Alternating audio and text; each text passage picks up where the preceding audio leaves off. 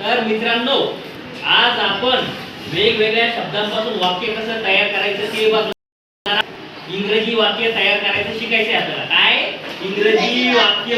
हे काय आहे?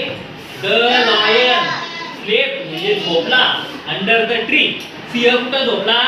The lion slept under the tree म्हणजे तो काय झाडाखाली झोपला. The mouse ran to the wall म्हणजे द माऊस रॅन माऊस पळाला कुठे? To the wall. वॉल म्हणजे काय? भिंत. माऊस कुठे पळाला? भिंतीकडे पळाला. माऊस काय म्हणतो आपण? उंदीर. उंदीर भिंतीकडे पळाला. हे काय आहे? अ cat jumped from the tree. A cat म्हणजे मांजर, जम्प्ड म्हणजे उडी मारली, फ्रॉम द ट्री म्हणजे कुठून? झाडावरून.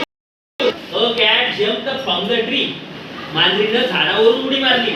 अ dog climbed a wall. A dog म्हणजे काय रे? कुत्रा. क्लाइम्ब म्हणजे काय? चढला. आपल्या भाषेत काय आपण चढला.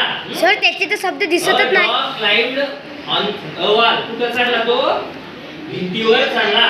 Amit walked on the wall. Amit कुठे गेला? चालत चालत भिंतीवर.